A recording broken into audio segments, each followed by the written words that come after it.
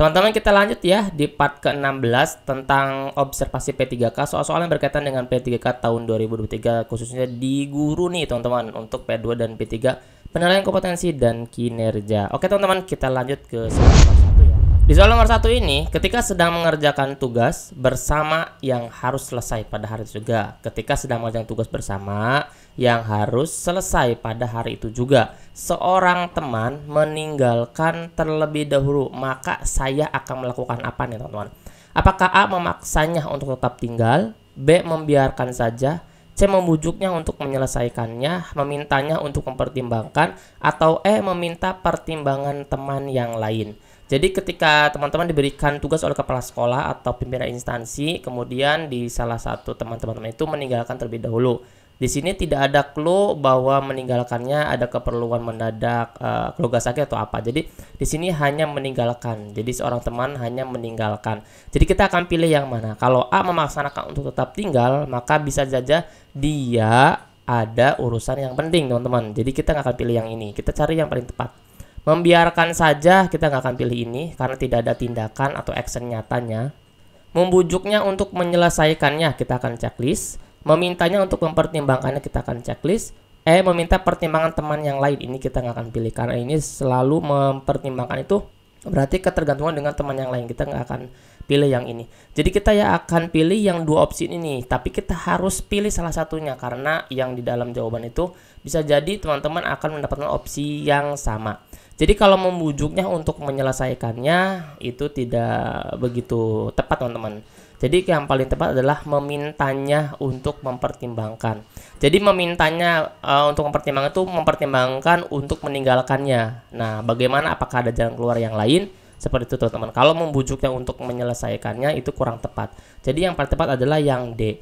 Permintaan untuk mempertimbangkan adalah hal yang tepat karena bisa jadi teman yang meninggalkan ada keperluan lain dan dalam hal ini kita hanya bisa menawarkan untuk tetap mengerjakan, tapi ia juga yang akan memutuskan mau lanjut atau tidak. Jadi kita hanya meminta untuk mempertimbangkannya saja. Seperti itu ya teman-teman. Kita lanjut teman-teman di soal nomor 2 nih.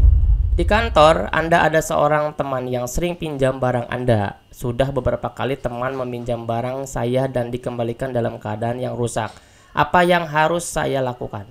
Apakah A mengabaikannya karena masalah kecil? B merasa tidak enak untuk menegur, C membiarkan daripada kehilangan teman, D memarahinya, E memintanya untuk memperbaikinya.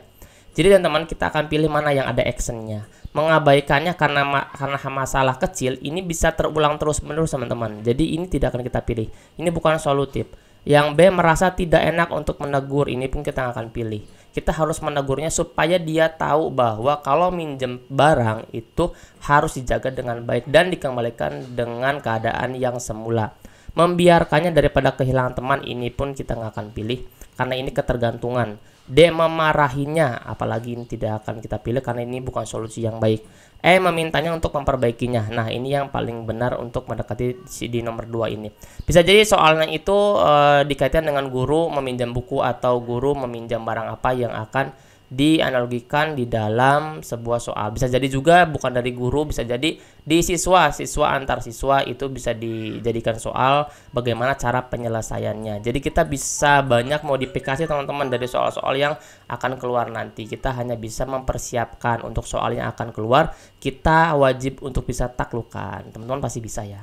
Nah, kenapa yang E ini teman-teman? Memintanya untuk diperbaiki karena tidak hanya sekali teman Anda meminjam dan kembali merusak. Karena di sini di soal ada clue-nya beberapa kali.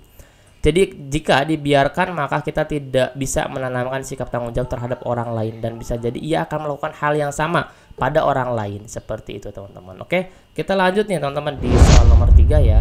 Pada saat menghadapi tugas yang berat dan menuntut kemampuan tinggi, maka saya harus melakukan apa nih? Apakah A mengerjakan sebisanya atau B berusaha mencari penyelesaian yang tidak membutuhkan waktu panjang, C berusaha sedikit demi sedikit untuk menyelesaikan walaupun memerlukan waktu panjang, D. Meminta teman untuk membantu mengerjakan tugas tersebut. E. Menyuruh teman untuk menyelesaikan tugas baru tersebut. Yang E jelas kita nggak akan pilih karena ini ada kata menyuruh teman. Enak aja ya teman-teman ya. Jadi harus kita mengerjakannya, kecuali kalau memang tidak bisa baru kita melakukan bantuan kepada orang lain. Itu pun kalau orang lain itu sudah selesai pada pekerjaannya. Jadi pada saat menghadapi tugas yang berat dan menuntut kemampuan tinggi, itu harusnya kita akan pilih berusaha mencari penyelesaian yang tidak membutuhkan waktu panjang. Waktu panjang ini adalah efektif ya teman-teman ya. Lebih kepada efektif. Kalau efektif maka kita akan pilih yang B. Bukan untuk mengerjakan sebisanya. Kalau sebisanya itu lebih ke pasrah teman-teman, tidak berusaha mencari penyelesaiannya. Jadi kita harus cari dulu, kerja keras dulu untuk mencari penyelesaiannya, baru kita akan cari option mana yang tepat dan efektif, seperti itu. Jadi pilihan tepat adalah yang B. Penyelesaian dalam permasalahan selalu dilakukan dengan landasan tepat guna. Maka opsi B ada pilihan yang lebih diberatkan pada kalimat tidak membutuhkan waktu panjang. Karena bisa jadi tugas yang diberikan menjadi tugas yang deadline. Seperti itu teman-teman. Kita lanjut nih di soal nomor 4 ya. Ketika Anda dimutasi ke sekolah yang baru, kemudian ketika dalam perjalanan ke kantor, kendaraan umum yang saya naiki tiba-tiba mogok di jalan. Apa sebenarnya teman-teman yang harus teman-teman lakukan kalau ada kejadian seperti ini? A. Berusaha ke kantor dengan berjalan kaki sedapatnya. B. Menunggu kendaraan selesai diperbaiki. C. Berusaha mencari tumpangan untuk ke kantor. D. Mengabari teman di kantor dan minta untuk dijemput. E. Memarahi pengemudi kendaraan karena tidak memperhatikan kendaraan. Jelas teman-teman, kita kalau misalkan pilih yang E jelas ini salah. Kita tidak boleh menyalahkan orang lain walaupun memang kendaraan umum teman-teman. Tapi kita harus cari penyelesaian mana supaya apa? Target dia adalah dia bisa masuk kerja tepat waktu pada saat dia di dalam perjalanan itu. Nah, kita cari ini solusinya yang mana. Kalau berusaha ke kantor dengan berjalan kaki sedapatnya, ini ada kata sedapatnya teman-teman. Jadi dia pasrah, kita nggak akan pilih. Menunggu kendaraan selesai diperbaiki, ini akan lama teman-teman. Bisa jadi kan bisa sampai siang nih teman-teman. Jadi kita nggak akan pilih ini. Ini juga masuk ke dalam pasrah.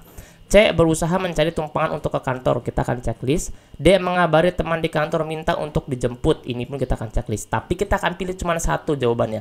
Kalau kita milih untuk mengabari teman di kantor minta untuk dijemput, bisa jadi teman di kantornya sendiri sedang ada pekerjaan, kemudian jaraknya jauh dari teman-teman yang memang sedang ada masalah, yaitu kendaraannya yang mogok. Jadi kita akan pilih yang D, ini terlalu berisiko. Yang paling mendekati adalah yang C, berusaha mencari tumpangan untuk ke kantor. Karena tumpangan ini bukan berarti harus gratis aja teman-teman, tapi tumpangan ini bisa jadi mobil yang lewat. Kita harus cari jalan keluarnya supaya kita tetap berada di kantor tepat waktu.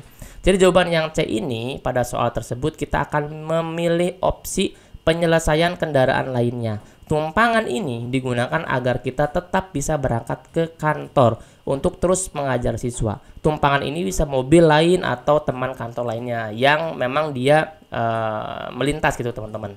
Jadi kita akan pilih solusi yang terbaik, win-win solution yang memang mendekati clue dari permasalahan soal tersebut. Seperti itu ya teman-teman ya.